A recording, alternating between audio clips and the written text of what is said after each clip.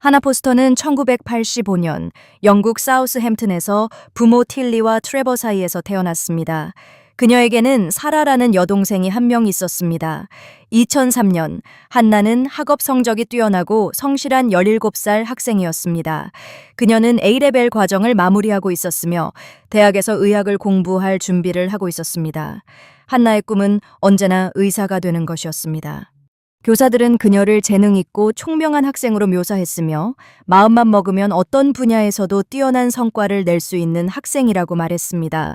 그리고 친구들이 그녀에 대해 가장 먼저 기억하는 것은 그녀의 미소였습니다. 항상 행복해 보였고 삶에 대한 긍정적인 시각을 가지고 있던 사교적인 성격의 한나는 또래들 사이에서도 인기가 많았으며 그녀에겐 밝고 유망한 미래가 기다리고 있었습니다. 2003년 3월 14일 저녁, 한나는 친구 헬렌과 함께 사우스햄튼 시내에서 술자리를 가졌습니다. 두 사람은 더 호빗이라는 가게에서 시간을 보낸 뒤 함께 나왔고 밤 10시 45분 무렵 번화가를 걸어가는 모습이 CCTV에 포착되었습니다. 한나는 헬렌을 버스 정류장까지 데려다 주었고 그녀가 버스에 타는 것을 지켜본 뒤 작별 인사를 하고 다시 길을 걸었습니다. 한나의 집은 그곳에서 800m 정도밖에 떨어져 있지 않았기 때문에 그녀는 그대로 집으로 향했습니다. 하지만 새벽 5시쯤이 되었는데도 한나는 집에 돌아오지 않았습니다.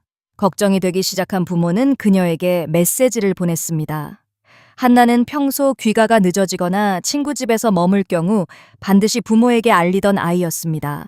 하지만 그날은 그런 연락이 전혀 없었기 때문에 그녀의 부모님은 불안감을 느끼기 시작했습니다. 다음 날 오전이 되어도 여전히 아무런 답장이 없자 한나의 아버지는 경찰에 그녀의 실종을 신고했습니다.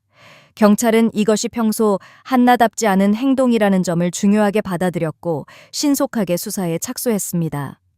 우선 그녀의 휴대전화를 추적하기 시작했는데 다행히 휴대전화 전원은 아직 켜져 있었습니다.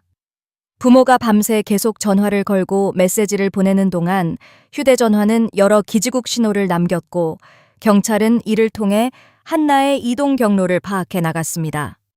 그런데 3월 14일 밤 한나의 휴대전화로 999 긴급신고가 접수된 사실이 확인되면서 분위기는 순식간에 긴장감에 휩싸였습니다.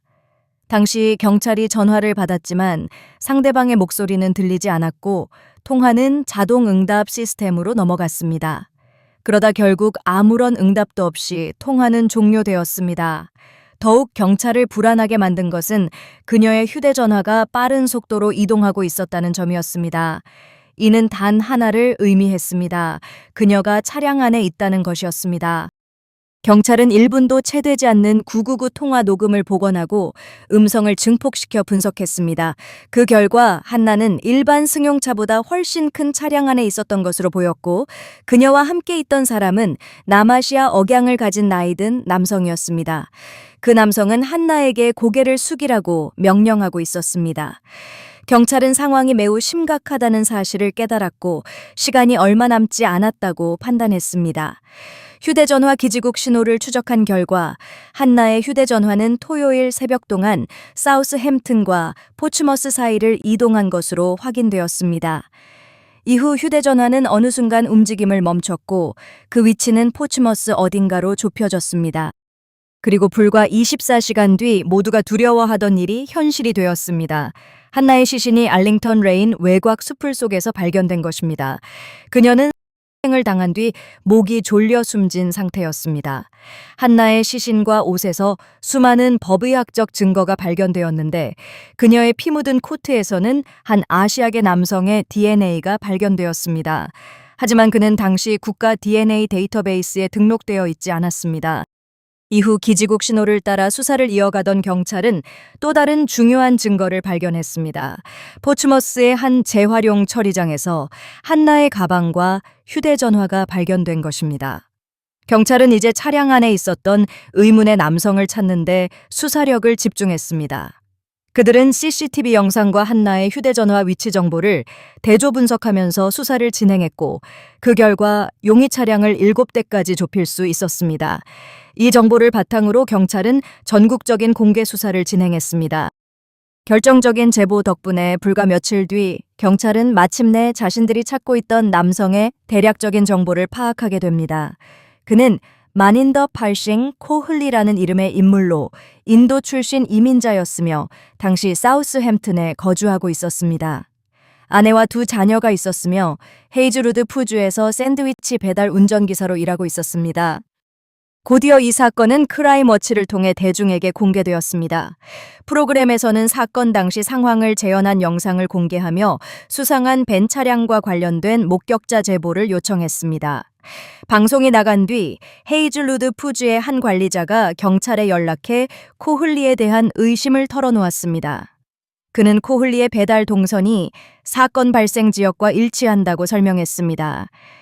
또한 사건 다음 날 출근한 코흘리의 얼굴에 긁힌 상처가 있었고 허리가 아프다는 이유로 평소보다 일찍 퇴근했다고도 말했습니다.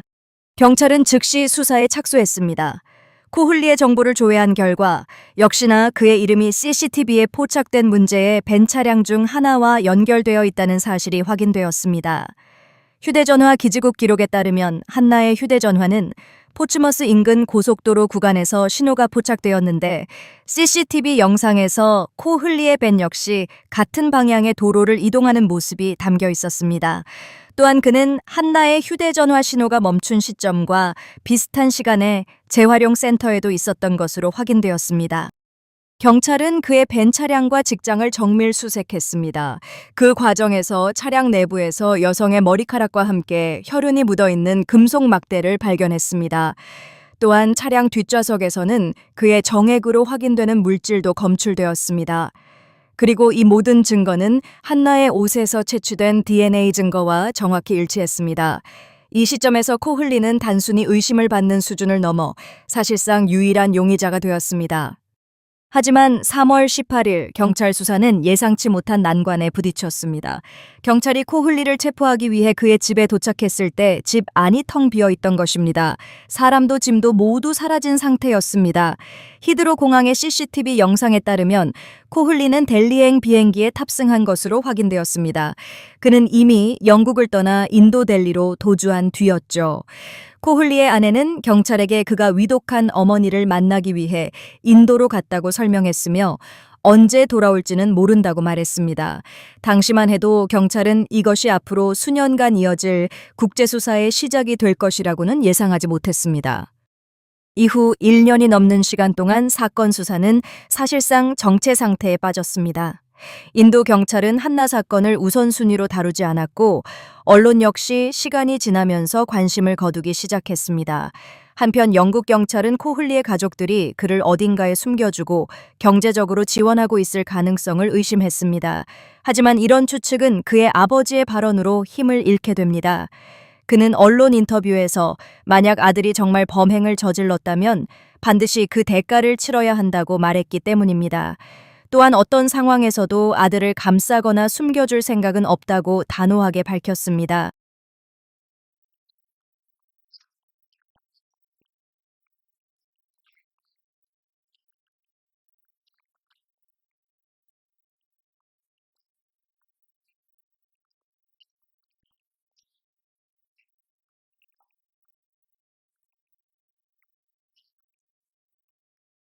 2004년 7월 한나의 부모 힐러리와 트레버는 더 이상 가만히 기다릴 수 없다고 판단하고 사건 해결을 위해 직접 움직이기로 결심했습니다. 그들은 딸의 사건을 널리 알리고 코흘리를 찾기 위해 6,400km를 이동해 인도 찬디가르로 향했습니다. 그들의 목표는 한나 사건을 인도 전역에 알리고 사람들의 관심과 도움을 끌어내는 것이었습니다. 부부는 현지에 머무는 10일 동안 코흘리에 대한 제보를 받기 위한 전화 한라인을 개설했고 수차례 기자회견에도 참석했습니다. 그 결과 한나 사건은 인도 사회에서도 본격적으로 주목받기 시작했습니다. 또한 코흘리의 행방을 찾는데 결정적인 정보를 제공하는 사람에게는 500만 루피의 현상금이 걸렸고 점차 수많은 사람들로부터 그를 목격했다는 제보가 들어왔습니다. 그러던 중 한 택시기사가 신문에 실린 코흘리의 사진을 보고 경찰에 연락했습니다. 그는 코흘리를 자신의 택시에 태운 적이 있다고 말했습니다. 당시 코흘리는 자신을 영국에서 휴가를 온 사람이라고 소개했으며 배달 기사로 일한다고 설명했습니다. 이름 역시 본명이 아닌 마이크라고 밝히고 있었습니다. 그는 완전히 새로운 신분으로 살아가고 있던 것입니다. 또한 배우자가 있었음에도 또 다른 여성과 결혼까지 한 상태였습니다. 그리고 2004년 7월 28일 방송 인터뷰에 출연한 코흘리는 결국 범행을 자백했습니다. Unburden myself. I totally want to tell the truth. What happened there that night? He was crossing the road. I was coming out of the Mitre pub. My van was parked on the same road where she is walking. And I just picked my van and I came, on the other road and I saw her again. Then I stopped my vehicle, and I shot her. I was totally drunk that night. It is very, very bad luck for me, I was totally blank that night, my head was, and I done that crime. And she was not, agreed. And I just, strangled her, like just, the whole, with that way and put her hand on her mouth and killed her. 그는 사건이 있던 날 밤 술에 심하게 취해 있었다고 말했습니다. 그리고 길을 걷고 있던 한나가 자신의 밴 근처를 지나가자 순간적으로 그녀를 붙잡아 차 안으로 끌고 갔다고 말했죠. 이후 그는 한나에게 끔찍한 범행을 저질렀고 그녀가 자신을 신고할 것이라고 생각했기 때문에 결국 죽일 수밖에 없었다고 주장했습니다. 그러나 시간이 지나자 그는 기존 자백을 번복했습니다. 당시 진술은 수사기관의 압박 속에서 억지로 한 것이며 실제로는 강요에 의해 말한 내용이라고 주장하기 시작했습니다. 코흘리는 이후 뉴델리에서 수감된 채 재판 절차를 이어갔습니다. 하지만 사건은 쉽게 마무리되지 않았고 다음 3년 동안 긴 법적 공방이 계속됐습니다. 한나의 가족은 그가 영국으로 송환되어 마침내 법의 심판을 받게 되기를 기다리며 고통스러운 시간을 보내야 했습니다. 한편 인도에서는 코흘리 사건과 관련한 재판 절차가 수백 차례 이어졌고 코흘리는 무려 35번이나 항소하며 송환과 재판 절차를 지연시켰습니다. This delay is unfair on us, and if the accused is innocent, just as unfair on him. No one is benefiting from this delay. Nobody can get on with his or her life until a decision is reached on extradition. It can't be allowed to drag on indefinitely. 3년이 더 흐른 뒤인 2007년 6월 마침내 그를 영국으로 송환하라는 결정이 내려졌습니다. 그리고 코흘리가 7월 28일 영국 히드로 공항에 도착하자마자 경찰은 즉시 그를 체포했습니다. 그는 살인 그리고 사법 절차 방해 혐의를 포함한 총 5가지 항목으로 기소되었습니다. 하지만 재판 과정은 순탄하지 않았습니다. 그의 자백을 포함해 수많은 증거가 있었음에도 코흘리는 모든 혐의를 부인하며 무죄를 주장했습니다. 그로 인해 한나의 가족은 사건의 끔찍한 기억을 다시 마주해야 했습니다. 재판은 2008년 10월에 시작되었습니다. 재판 과정에서 코흘리는 또다시 진술을 바꾸었습니다. 이번에 그는 자신이 한나를 살해하도록 범죄 조직에게 강요당했다고 주장했습니다. 그러나 그의 무죄 주장은 받아들여지지 않았고 배심원단은 모든 혐의에 대해 유죄 판결을 내렸습니다.